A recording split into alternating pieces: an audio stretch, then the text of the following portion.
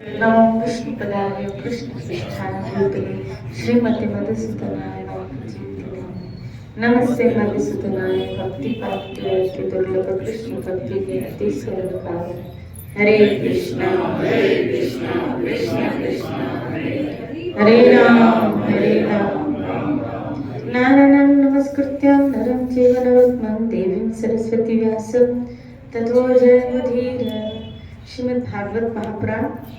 आज हम भागवत के छठे स्कंद से यमराज और यमदूतों का संवाद ले रहे हैं। जब यमदूतों ने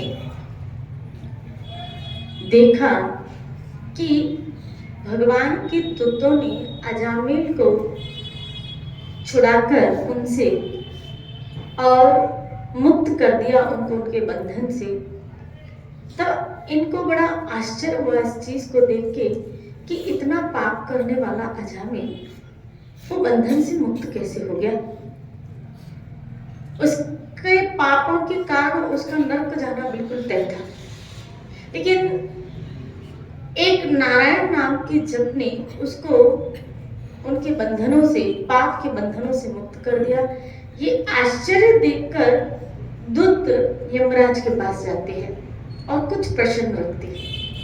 वो क्या प्रश्न थे और यमराज ने उसको क्या उत्तर दिए, बहुत समझने की, क्योंकि हम और आप भी इन्हीं तीन कर्मों के मिश्रण से अपना जीवन बिताते हैं, तो इसलिए हमें भी थोड़ा सावधान रहने की जरूरत है। और आगे यहाँ ये बात भी समझ में आ रही है कि जो नाम आश्रय लिए हुए हैं, जिन्होंने नाम का आश्रय लिया है, जिन्होंने अपने जीवन का आधार या जो अपना जीवन नाम के सहारे, प्रभु के नाम के सहारे बिता रहे हैं, जिनको और कोई साधन सूझता नहीं है, जिन्होंने प्रभु के नाम को ही अपनी मुक्ति का कारण, इस जन्म मृत्यु के चक्कर से छूटने का कारण बना लिया है, उनको निश्चिंत हो जाना चाहिए कि किस तरह नाम उनकी सहायता करेगा।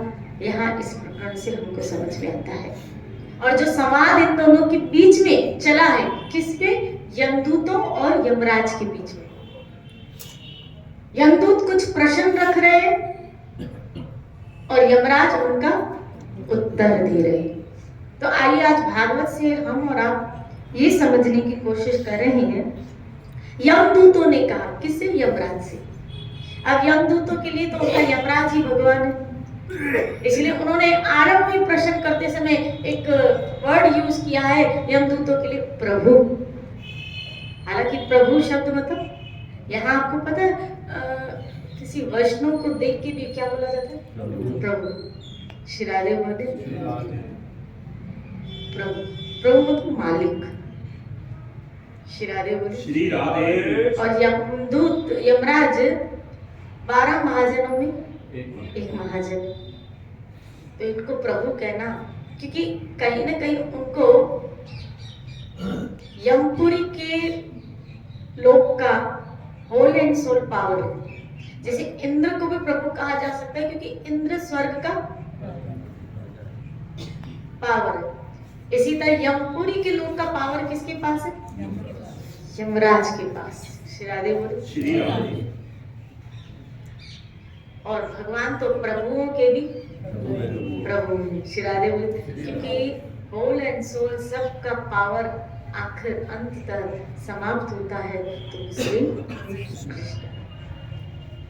इसलिए यमदूतों ने कहा, प्रभु संसार के जीव 3 प्रकार के कर्म करते हैं। इसमें, इस लोक में, इस संसार में जो जीव है 3 तरह के कर्म करते हैं, पाप, पुण्य और दोनों से मिश्रित। या तो पाप कर्म होते हैं, और इसको डिफाइन करने की जरूरत नहीं क्या क्या पाप है। हर वो चीज जो शास्त्र के विरुद्ध है वो सब पाप है। वो सब की सब पाप है जो शास्त्र के विरुद्ध आचरण है। जो शास्त्र के विरुद्ध कर्म वो सब के सब पाप है। और पुण्य, दान, धर्म, तपस्या, ये सब सत्कर्म, यज्ञ, दूसरों की सहायता करना, ये सब पुण्य कर्म में क्या आते हैं? किसी का हित सोचना, ये सब पुण्य कर्म में कैलकुलेशन होते हैं। तो कुछ इस तरह के लोग जीवन बिताते हैं, कुछ पाप कर्म में जीवन बिताते हैं, और कुछ लोगों का जीवन दोनों से मिश्रित होता है कि पाप भी होते हो पुण्य भी होते हैं। श्री राधे बोले, पाप भी होते हैं और पुण्य, और अधिकतर लोगों का जीवन पाप पुण्य से मिश्रित होता है। कई लोग तो पुण्य इसीलिए करते हैं, बोला बहुत सारे पाप किए ना तो पुण्य करेंगे तो क्या हो जाएगा, कट हो जाएगा। श्री राधे बोले, क्या कट हो जाएगा? बोला पाप कट हो जाएगा, पुण्य बढ़ेगा तो पाप हमारा, ऐसा नहीं है, ऐसा नहीं है। श्री राधे बोले, ये मत सोचना कि बहुत सारे पुण्य करेंगे और पाप जो किए फिर वो पुण्य पाप को खत्म नहीं करते, तो फिर पाप को कौन खत्म करता है? श्री राधे, पुण्य पाप को खत्म नहीं करते, तो फिर पाप को खत्म करने की विधि है। और गीता ने उसका जवाब दिया है, क्या? कृष्ण कह रहे हैं, तू मेरी शरण में आ जा, मैं तुम्हें सब पापों से मुक्त कर दूंगा। श्री राधे, एक विधि, इंसान दुख भोगता है पाप के कारण, और पाप अगर है तो उसको दुख उसके जीवन में उसको भोगना ही पड़ेगा। इसलिए अगर वो सोचे पुण्य करूंगा तो ऋषभ के लिए साझा हो जाएगा, ऐसा नहीं है। इसीलिए उसको भगवान की शरण। आप देखिए अजामिल ने क्या किया, अजामिल ने भगवान का नाम जप किया मरते समय, जब उसको यमदूत आया। समझने की बात है, उस वक्त अजामिल की मुक्ति नहीं हुई थी, उसको एक री चांस, इसको बोलते हैं सेकंड चांस, क्या मिला था? सेकंड चांस मिला था। और सेकंड चांस में उसने क्या किया?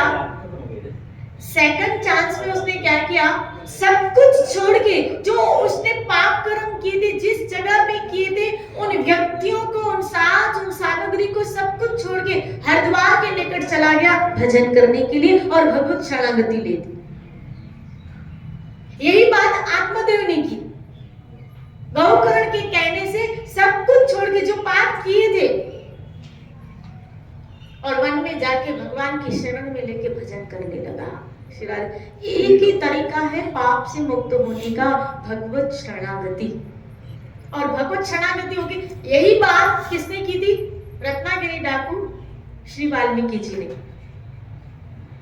जो बहुत महापुरुष और ऐसे महापुरुष निकले जिनको आप देखिए रामायण का ज्ञान प्रभु श्री राम के आने से पहले ही हो गया, लेकिन उन्होंने जो पाप कर्म हुए उसका पश्चाताप क्या हुआ? बोला भगवान की शरण में लेके क्या करना है? भगवान नाम का आश्रय। बस हम सबों को भी यही करना है, भगवान की शरण लेके भगवान नाम का आश्रय। हमसे जो हुआ, हमसे जो गलतियां हुई, हमसे जो पाप हुए, वो पीछे मत देखो, अब आगे देखो, भगवान की शरण में रह के भगवान नाम का आश्रय। यही पहले के महापुरुषों ने किया और यही हम सबको करना है। श्री राधे बोलिए, क्या बोला? भगवान के नाम का सहारा लेके, भगवत आश्रय लेके अब अपना जीवन बिताना है। और फिर सावधान इस चीज में रहना है कि आगे हमसे पुनः ऐसे पाप कर्म न हो। इसीलिए अब वो वन में चले गए कि ऐसा संग फिर न मिले, ऐसे लोग फिर न मिले, ऐसा वातावरण फिर न मिले, इसीलिए वो वन में चले गए। हम और आप कहाँ जाए? हम सब कहाँ जाए? श्री राधे बोलिए, हमें यहाँ रह के, घर में रह के, परिवार में रह के ऐसे कुसंग से अपना बचाव करना है।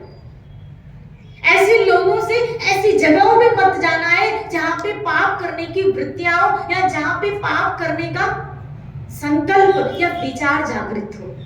ऐसे स्थान से हमको बहुत दूर रहना चाहिए। श्री राधे बोलिए, कम से कम इतनी सावधान। देखो उन्होंने तो वो स्थान ही छोड़ दिए, कम से कम हम यहाँ रह के उस स्थान से अपने आप को बचा तो सकते, सावधान तो रखें। श्री राधे बोलिए। इसीलिए यहाँ कह रहे 3 तरह के लोग हैं, पाप करने वाले, पुण्य करने वाले और तीसरे दोनों से मिश्रित। इन जीवों को उन कर्मों का फल देने वाला शासक संसार में कितने हैं? श्री राधे बोले कितने लोग हैं जो इन तीनों कर्मों का हिसाब किताब रखते हैं?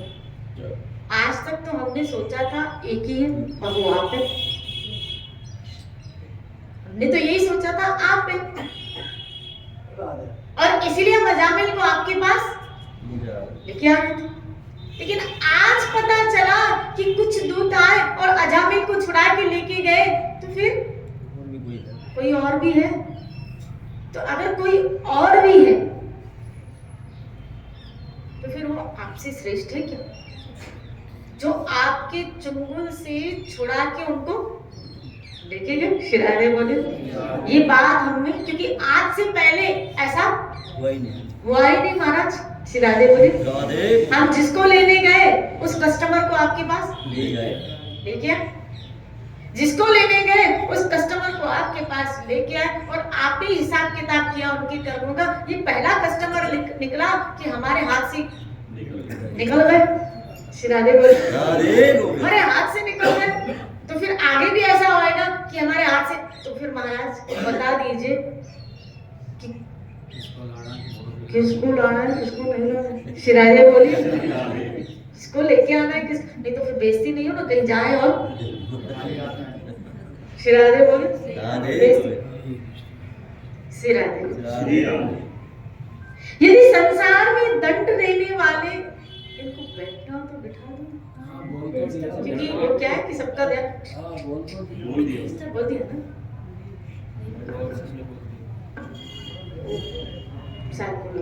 श्री राधे बोलिए यदि संसार में दंड देने वाले बहुत से शासक हैं, तो किसे सुख मिले किसे दुख मिले, इसकी व्यवस्था एक सी तो न हो सकेगी।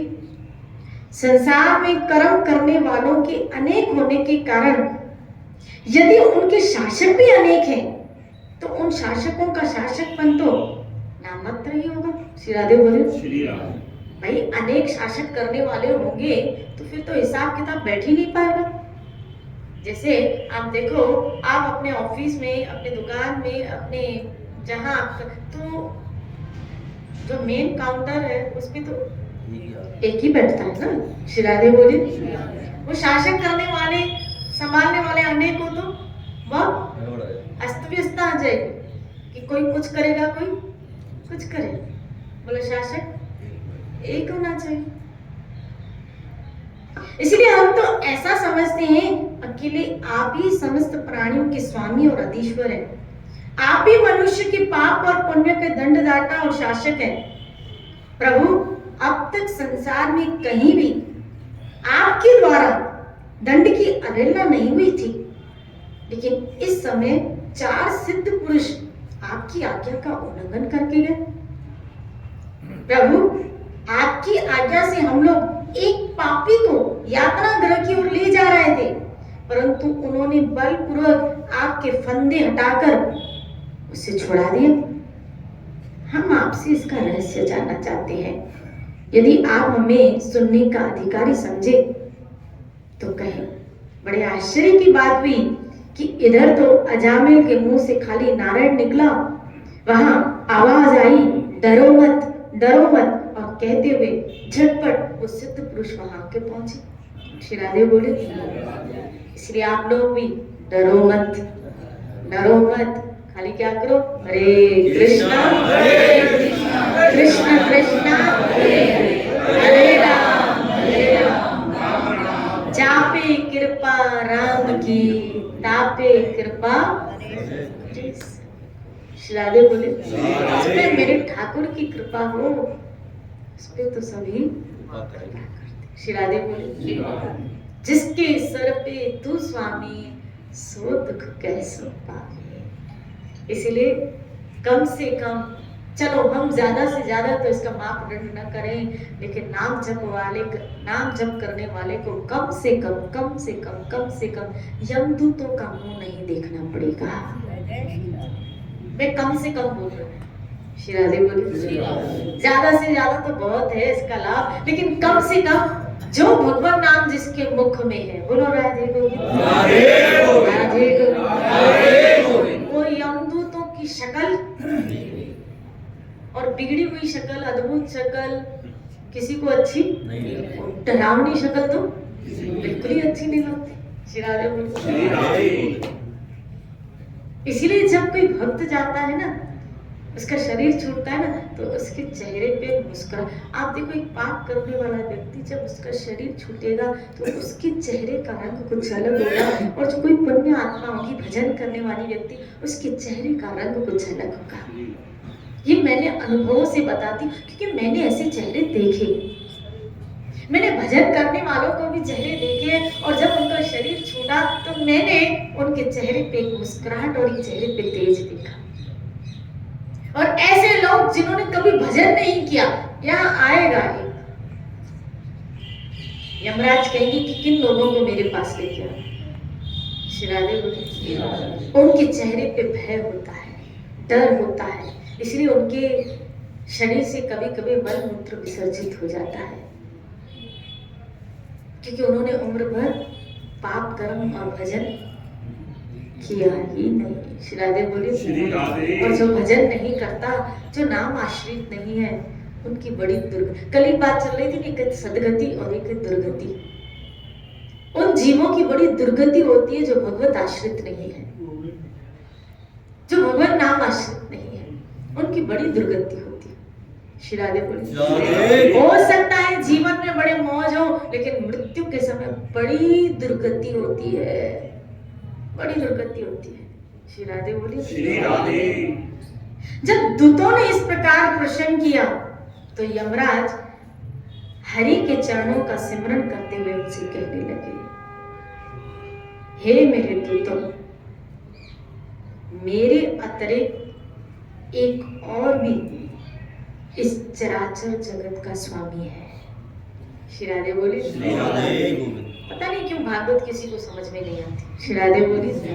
क्यों कितना हरि के विषय पूरी व्याख्या क्लियर कहा गया है कि भगवान है कौन, ये यमराज स्वयं कह रहे हैं। और आपको मैं कभी ये संवाद चलेगा प्रचेतागण और भगवान शिव का, मौका मिला तो मैं वो आपको सुनाऊंगी उनका संवाद। और इसमें भगवान शिव क्या कह रहे हैं, शिवरात्रि के दिन वो सुनाऊंगी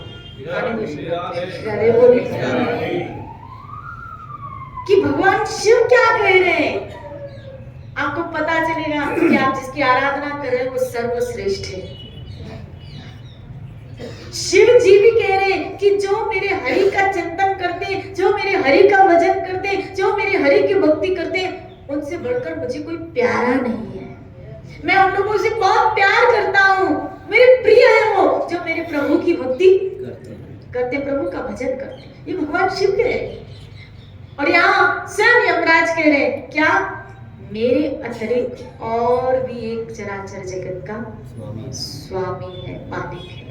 श्री राधे। आप मुझे बताओ, जब पिया भय कोतवाल तो फिर डर आएगा। श्री राधे बोले। जब आपने अपने ठाकुर उस चराचर जगत के स्वामी को ही अपना बना लिया, तो छोटे मोटे आपका क्या बिगाड़ेंगे। एक बड़ा मॉल है, काउंटर में बहुत सारे लोग बैठे हैं, लेकिन उस मॉल का मालिक ही आपका दोस्त है, आपका मित्र। वो अंदर आ जाओ, उसको आने दो। वो हो सकता है आपको अपने साथ अपनी चेयर पे बिठाए, और हो सकता है अपने चेयर से उठ के आपको इधर बैठो, और सब देखते रह जाएंगे। श्री राधे बोले।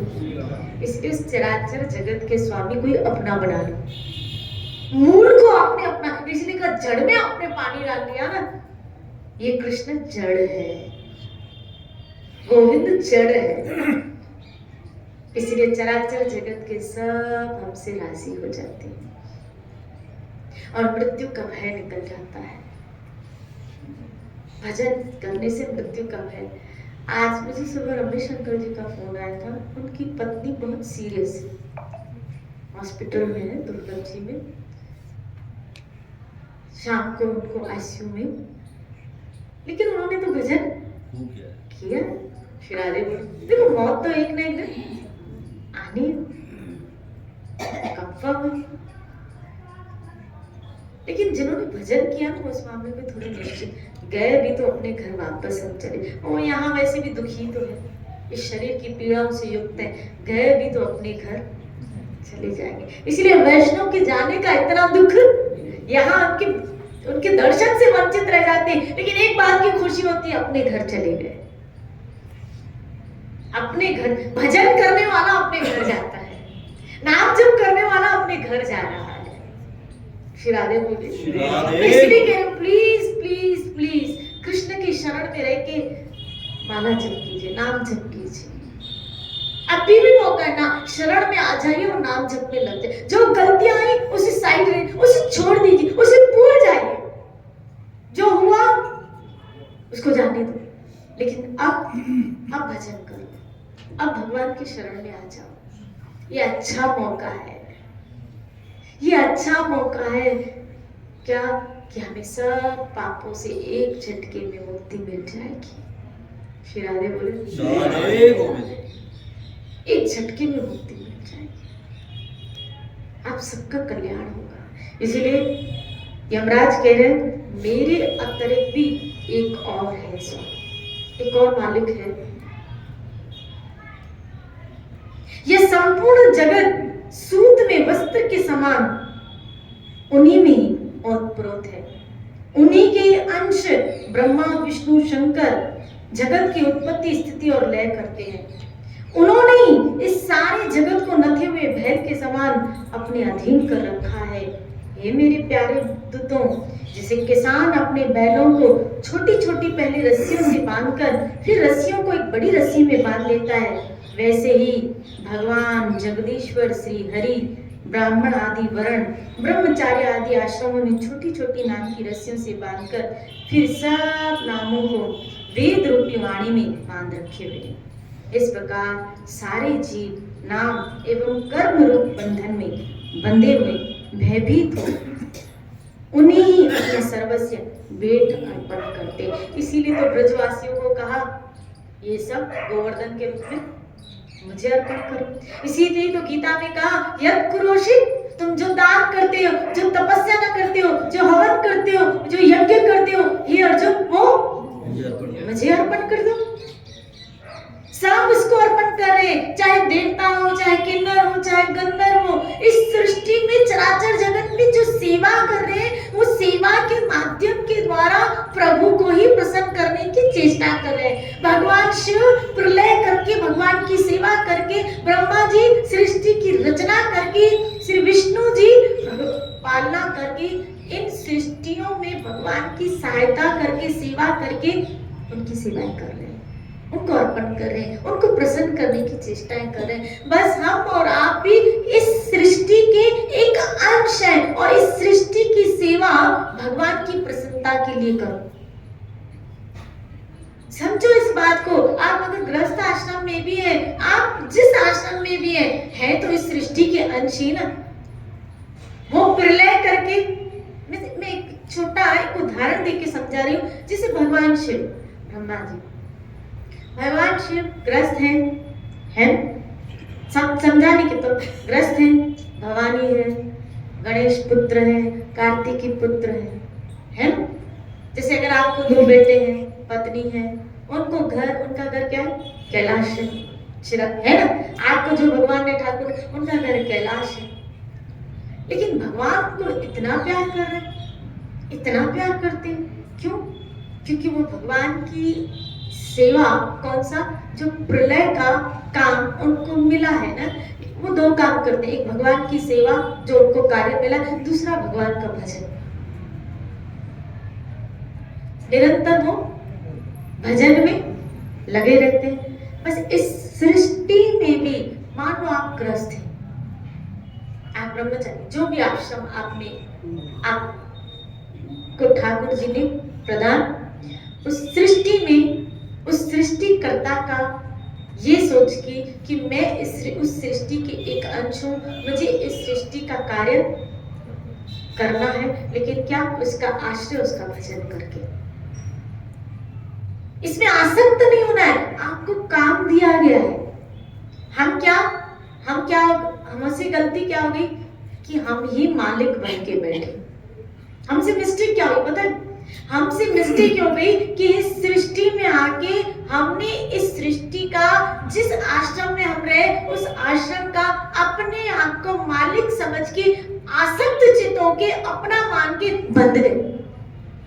होना ये चाहिए था क्या कि भगवान का कार्य समझ के हम कार्य करते और उनके भजन के आश्रित रहते। लेकिन हुआ क्या, अपना समझ के हम उसमें बंद गए शिराज। और फिर राग द्वेष में आ गए, क्योंकि अपना मान लिया ना, तो हम उनके राग द्वेष में आ गए। और जहां राग द्वेष आए फिर एक श्रृंखला चलती है। राग द्वेष से सारी श्रृंखला निकलती है। जिनसे राग हुआ उनके लिए पाप भी किए और उनके लिए कर्म भी किए हमने। शिरादेव बोले जिनसे राग था उनके लिए हमने पाप भी किया, उनके लिए हमने कर्म भी किए। और ऐसे ऐसे कर्म किए ताकि उनको हम प्रसन्न कर सकें। उनको प्रसन्न करना था। इस सृष्टि में प्रत्येक व्यक्ति को हमें प्रसन्न करना है। क्या? भागवतीय कार्य समझ के। लेकिन हुआ क्या, खाली कुछ लोगों को हमने अपना मान के उनके लिए पाप कर्मों के कारण हम वहां बंध गए। हमने झूठ बोला, हमने कपट किया, हमने यहाँ तक कि ऐसे ऐसे कर्म किए, ऐसे ऐसे झूठ बोले, ऐसे ऐसे झूठ बोले हमने। अब जब उसका हिसाब किताब होगा तब सोचा है कितनी बड़ी लिस्ट निकलने वाली है। शिवाले बोले वो मुक्त है, हम मुक्त क्यों नहीं? क्योंकि वो सृष्टि की सेवा समझ के कार्य कर रहे हैं और हम अपने सुख के लिए, क्योंकि हम उनकी सेवा करें, उनमें आसक्त चित्त होकर ये सोच के कि उनसे हमको सुख मिलेगा, हम सुख बुद्धि रख के कर रहे हैं। हम उनको सुख दे रहे ताकि हमें सुख मिले। शिरादे बोले ये तो कहते थे हमने तुम लोगों को पैदा किया, किस लिए किया? तुम हमारे बुढ़ापे की हमें सुख देते। शिरादे बोले हमारी सुख बुद्धि ने हमको बांध दिया है। हमारी सुख बुद्धि ने हमको बांध दिया है। और जब आपकी सुख बुद्धि निकल जाएगी और ये बात खोपड़ी में बैठ जाएगी कि इस जगत में सुख नाम की चीज ही नहीं है। जब ये बात खोपड़ी में बैठ जाती है ना कि इस जगत में सुख नाम की चीज ही नहीं, यहाँ तो दुख के अतिरिक्त कुछ है ही नहीं, तो फिर सुख बुद्धि प्रत्येक जीवात्मा से, प्रत्येक जीव में से निकालो कि मुझे किसी से भी कोई सुख, याद रखना किसी से भी। आपको याद है हमने 12 सूत्रों में एक सूत्र पढ़ा था, अगर याद आपको याद हो, पुदार जी कह रहे थे क्या कि इस चराचर जगत में किसी से भी ममता, याद है आपको ये सूत्र? किसी से भी ममता न रखो, आसक्त चित्त न ममता न रखो, किसी को अपना रखो। श्यामा शाम के अतिरिक्त किसी से भी ममता न रखना। शिरादे बोलिए, बोलो ना शिरादे। ये बात तभी समझ में आई। देखो ये बातें समझने की है, सुनने की नहीं है, ये बातें समझने की, क्योंकि हम ऐसा जीवन जी रहे हैं और इसीलिए हम बंधे जा रहे हैं। हम इसीलिए बंधे जा रहे हैं और इसीलिए हम दुखी हैं। और अगर आप ये बात समझ जाओगे ना क्या कि यहाँ कहने को खाली शब्दों में सब अपने हैं, लेकिन वास्तव में शब्दों में अपने हैं, लेकिन वास्तव में अपना यहाँ कोई नहीं। और जिसने वास्तव में खाली अपना श्यामा शाम को माना, उसी की जीत है, वही जीत के जाएगा इस जगत से, बाकी सब हारेंगे। अगर इस जगत में किसी व्यक्ति में भी आपका अपनापन रह गया, किसी वस्तु में भी अगर हमारा अपनापन रह गया, हम हार जाएंगे, हम बाजी हार जाएंगे। शिरादे बोले अपनापन किसी से मत रखना। कहने को ठीक है हम कह दे क्या मेरा बेटा है, बेटी है, ये मेरा घर, कहने को कहे, और उसमें भी जितना कम मेरा लाओ उतना अच्छा है। सच बताओ, कहिए बोलो। ठाकुर जी ने एक कुटिया रहने के लिए दिए। अर्पण, सब ठाकुर जी का है, ठाकुर जी ने दिया है। भक्तों की बोलने की शब्दावली भी कुछ अलग होती है, और एक भोगी, एक संसारी व्यक्ति, एक मोही व्यक्ति, आसक्त चित्त व्यक्ति की शब्दावली भी कुछ अलग होती है। आपके शब्दों में ये नहीं होना चाहिए मेरा घर। श्री राधे बोले, बोलो ना श्री राधे। ये नहीं होना चाहिए। इस संसार में सच बोल रही हूँ कि यहाँ मेरा शब्द बहुत कम यूज किया करो। आपके शब्दों में मेरा शब्द बहुत, हमारे शब्दों में मेरा बहुत कम हो, और ये मेरा शब्द खाली शाम शाम से लग जाए ठाकुर जी से, तो हमारी बात बन जाए। इसीलिए यह कहा कि इस प्रकार सारे जीव बंधन में भयभीत तो सर्वस्य उसी को ही भेंट कर रहे हैं। हमें उसी को ही अर्पण करना है। मेरे दूतों में इंद्र, वरुण, चंद्रमा, अग्नि, शंकर, सूर्य, ब्रह्मा, 12 आदित्य, विश्वदेव, 8 वसु, साध्य, 49 मरुद्गण, सिद्ध, 11 रुद्र, रजोगुण एवं तमोगुण से रहित भृगु, प्रजापति, बड़े बड़े देवता, सब के सब सर्व प्रदान होने पर भी उनकी माया के अधीन लोग सबको प्रदान होने पर भी उनकी माया के अधीन है। यानी हम लोगों को भी उनकी माया, तो फिर हम और आप किस खेत की मिली। यहाँ बताए ब्रह्मा, शंकर, इंद्र, वरुण, चंद्रमा, आदित्य, 49 मरुद्गण, भृगु, बड़े बड़े प्रजापति, देवता, सत्व प्रदान होने पर भी उनकी माया के अधीन है। तो हमें तो रोज भगवान की माया को भी प्रणाम करना चाहिए। हे माया देवी, हमें बख्शो, हमें बख्शो, हमें अपनी लिस्ट में मत लो। श्री राधे बोलिए। तो भगवान शिव आ गए इस कैटेगरी में कि वो भी अधीन है। वो अधीन है तो हमें तो कितना, कितने ग्रेट, महान है ब्रह्मा शिव, कितने महान, समझ रहे हो। उनकी दिनचर्या, उनका दिन रात दिन जो भजन में लगे होते हैं, हम तो रात दिन सोने में लगे हैं। श्राद्धे बोली, वो रात दिन भजन में लगे हो, रात दिन वो भी माया के अधीन है, वो भी प्रणाम करते रहते हैं भगवान की माया को। इसीलिए हमें भी, और भगवान कब क्या किस रूप में करना चाहे इस बात को वे नहीं जानते, तो फिर दूसरों की तो बात ही क्या है। ये लोग भी नहीं जानते कि भगवान क्या करना, तो फिर दूसरों की तो बात ही क्या है।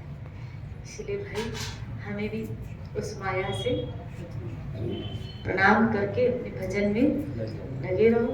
आइए यहीं पे वाणी को विराम देते हैं। हम भगवान से तो प्रार्थना करें कि प्रभु आंटी जी को